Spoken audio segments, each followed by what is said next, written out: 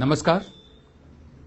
कुछ दिन पहले कांग्रेस के एक बहुत बड़े नेता ने, वो बड़े इसलिए हैं क्योंकि बहुत ज्यादा सालों से वो 10 जनपद के दरबार में पड़े हुए हैं, इसलिए बड़े हैं। तो कांग्रेस के एक बहुत बड़े नेता ने मुझसे सवाल पूछा, भला बताइए मुझ में क्या कमी है, मैं प्रधानमंत्री क्यों नहीं बन सकता। मेरा जवाब था, मैंने अखबार नहीं पढ़ा, मैं नहीं जानता आप में क्या कमी है। जो समाज मीडिया के जरिए अपनी सोच बनाए, अपने विचार बनाए, इसका मतलब ये भी होता है कि वो असली जिंदगी से कट चुका है। हम भारत का मीडिया हैं, लेकिन हम भारत नहीं हैं। हमारे मीडिया के मुताबिक या हमारे मुताबिक भारत में सिर्फ वो राज्य हैं आजकल जहां चुनाव की प्रक्रिया चल रही है। हमारे मुताबिक भारत में सिर्फ गिने चुने 4 या 5 नेता हैं। सबसे बड़ा नाम है शशिकला, उसके बाद आता है नरेंद्र मोदी, उसके बाद आता है अखिलेश यादव, फिर मायावती और फिर राहुल गांधी। ये मीडिया का भारत है। मणिपुर का जिक्र नहीं आता, हालांकि वहां पर भी चुनाव की प्रक्रिया जारी है।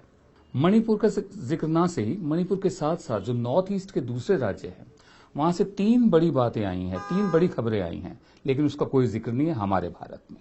क्या नॉर्थ ईस्ट इतना दूर है? 3 जो खबरें आई हैं, 3 बड़ी बातें हुई हैं। एक तो ये है जो हो रही है मणिपुर में कि चुनाव की प्रक्रिया जारी है। हमें बिल्कुल नहीं मालूम, हम ना उसको जगह देते हैं ना अहमियत देते हैं। नेशनल मीडिया में मेरे सालों की एक्सपीरियंस से मैं कह सकती हूँ, दावे के साथ कह सकती हूँ कि इनकी जो न्यूज़ कवरेज की प्रक्रिया है उसमें नॉर्थ ईस्ट का प्रेजेंस ना के बराबर है। उदाहरण के रूप से आप देखिए, जैसे आपको हर मिनिस्ट्री के लिए एक कॉरेस्पॉन्डेंट मिल जाएंगे दिल्ली में, लेकिन एक मिनिस्ट्री है donor ministry, department of north east region, जिसकी एक फुल फ्लेज मिनिस्टर है, लेकिन उसकी न्यूज़ कवर करने के लिए आपको कॉरेस्पॉन्डेंट नहीं मिलेगी। और दूसरी बात, सालों बाद 2 नेशनल पार्टी बीजेपी और कांग्रेस एक बहुत ही महत्वपूर्ण जंग लड़ रहे हैं वहाँ पे, और बीजेपी के लिए ये जंग बहुत ही जरूरी है। मोदी जी ने, प्राइम मिनिस्टर ने 2015 में ट्विटर में इन्होंने खुद अनाउंस किया था कि एक secret framework agreement Naga accord होने वाला है। ये जो मणिपुर में इलेक्शंस है उसका वो जो फ्रेमवर्क एग्रीमेंट का असर आपको दिखने को मिलेगा मणिपुर इलेक्शन में। लेकिन इतनी एक महत्वपूर्ण बात होने के बावजूद भी हमें इसके बारे में नेशनल मीडिया में पढ़ने और दिखने को नहीं मिलती है। दूसरे, अरुणाचल के एक मुख्यमंत्री रहे साहब कालिखो पुल ने आत्महत्या कर ली और 60 पेज का सुसाइड नोट भी छोड़ा। वो हमारे भारत में शामिल नहीं है। कल्पना कीजिए, जो बाकी राज्यों में चुनाव चल रहे हैं, उत्तर भारत के किसी राज्य या बंगाल या महाराष्ट्र या आंध्रा या तमिलनाडु, अगर इन राज्यों के किसी पूर्व मुख्यमंत्री ने आत्महत्या की होती तो कितना बवाल मचा होता, कितना शोर मचा होता, मीडिया में कैसी जगह उसको मिलती।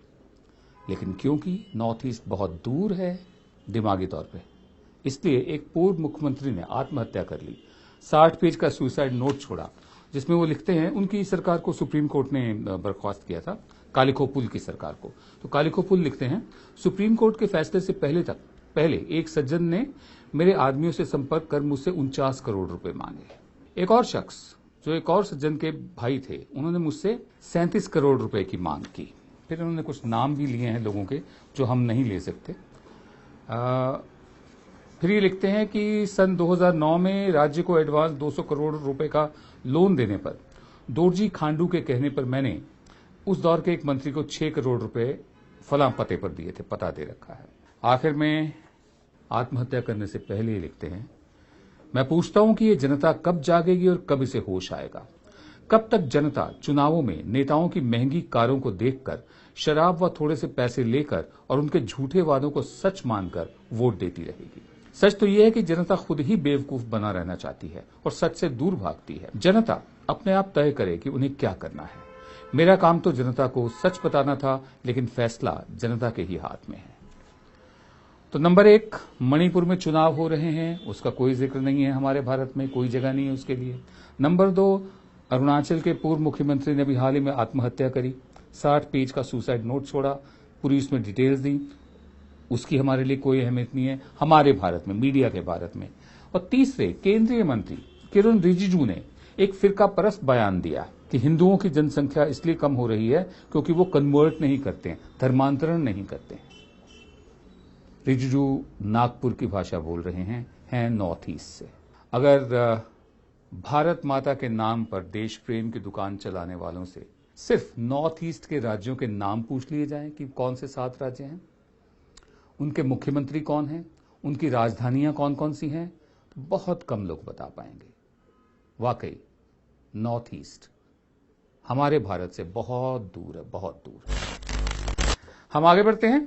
मध्य प्रदेश में मुख्तलिफ जगहों से और राजस्थान से भी आईएसआई के एजेंट्स गिरफ्तार किए गए हैं।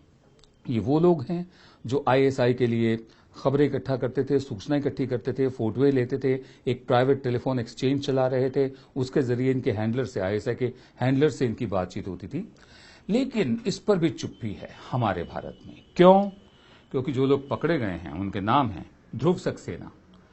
कहा जाता है कि बीजेपी आईटी सेल के सदस्य रहे हैं। हालांकि बीजेपी वाले अब इनसे इनकार करते हैं, दूरी बनाए रखना चाहते हैं। लेकिन इंडिया टुडे नाम की मैगजीन ने जब फोटो छापी कि शिवराज सिंह चौहान के साथ ये भी खड़े हुए हैं, तो तब बवाल खड़ा होना शुरू हुआ और मीडिया में धीरे धीरे जगह कम होती गई। ध्रुव सक्सेना, सतविंदर सिंह, कुश पंडित, कुश जैसे हम सबको मालूम है लव के भाई का नाम था। लव और कुश रामचंद्र जी के बेटे थे, सीता जी के बेटे थे दोनों। कहा जाता है कि लाहौर शहर लव उरू उसका नाम है, लव ने बसाया था, और कसूर शहर जो बहुत दूर नहीं है वो कुश ने बसाया था, कुश उरू। बहरहाल कुश पंडित, जितेंद्र ठाकुर, रितेश खुल्लर, जितेंद्र सिंह यादव, दादू, त्रिलोक सिंह, बलराम, ये वो लोग हैं जिन्हें पकड़ा गया है, जिन्हें पुलिस रिमांड पर भेजा गया। और इनमें से सबसे पहले पकड़े गए थे सतविंदर सिंह और दादू। ये सुचेतगढ़ में फौजी ठिकानों के फोटो ले रहे थे, तभी पकड़े गए। इनसे तफ्तीश में ये तमाम नाम सामने आए। मैं क्यों आपको ये बता रहा हूं? कल्पना कीजिए इन सारे नामों में अगर एक भी मुसलमान नाम होता तो कितना बवाल मचता।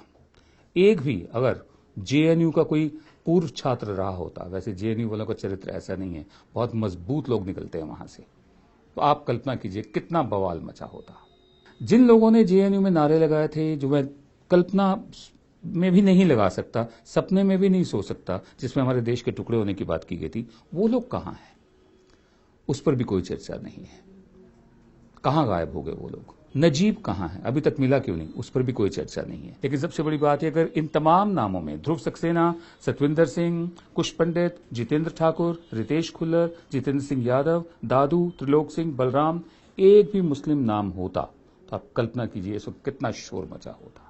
एक बार फिर भारत मां के नाम पर देशभक्ति की दुकान चलाने वालों के लिए मैं एक संदेश देना चाहता हूं कि आप हिंदुस्तानी मुसलमान को समझिए। अगर समझने में थोड़ी दिक्कत हो तो हमारी तरफ से हैदरी साहब की ये कविता आपकी नजर है। नमस्कार। सड़क पे सिगरेट पीते वक्त जो अज़ान सुनाई दी मुझको, तो याद आया कि वक्त है क्या, और बात जहन में ये आई, मैं कैसा मुसलमान हूँ भाई। मैं शिया हूँ या सुन्नी हूँ, मैं खोजा हूँ या बोहरी हूँ, मैं गांव से हूँ या शहरी हूँ, मैं बागी हूँ या सूफी हूँ, मैं कौमी हूँ या ढोंगी हूँ, मैं कैसा मुसलमान हूँ भाई। मैं सजदा करने वाला हूँ या झटका खाने वाला हूँ, मैं टोपी पहन के फिरता हूँ या दाढ़ी उड़ा के रहता हूँ, मैं आयत कौल से पढ़ता हूँ या फिल्मी गाने रमता हूँ, मैं अल्लाह अल्लाह करता हूँ या शेखों से लड़ पड़ता हूँ, मैं कैसा मुसलमान हूँ भाई। मैं हिंदुस्तानी मुसलमान हूँ। दक्कन से हूँ, यूपी से हूँ, भोपाल से हूँ, दिल्ली से हूँ, कश्मीर से हूँ, गुजरात से हूँ, हर ऊंची नीची जात से हूँ। मैं ही हूँ जुलाहा मोची भी, मैं डॉक्टर भी हूँ दर्जी भी, मुझमें गीता का सार भी है, एक उर्दू का अखबार भी है, मेरा एक महीना रमजान भी है, मैंने किया तो गंगा स्नान भी है, अपने ही तौर से जीता हूँ, दारू सिगरेट भी पीता हूँ, कोई नेता मेरी नस नस में नहीं, मैं किसी पार्टी के बस में नहीं, मैं हिंदुस्तानी मुसलमान हूँ। खूनी दरवाजा मुझ में है, एक भूल भुलैया मुझ में है, मैं बाबरी का एक गुंबद हूँ, मैं शहर के बीच में सरहद हूँ, झुग्गियों में पलती गुर्बत में, मदरसों की टूटी सी छत में, दंगों में भड़कता शोला मैं, कुर्ते पर खून का धब्बा मैं हिंदुस्तानी मुसलमान हूँ।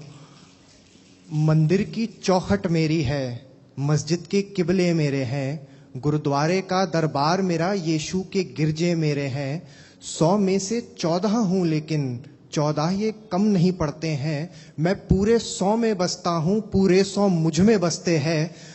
मुझे एक नजर से देख न तू, मेरे एक नहीं 100 चेहरे हैं। 100 रंग के हैं किरदार मेरे, 100 कलम से लिखी कहानी हूँ। मैं जितना मुसलमान हूँ भाई, मैं उतना हिंदुस्तानी हूँ। मैं हिंदुस्तानी मुसलमान हूँ, मैं हिंदुस्तानी मुसलमान हूँ।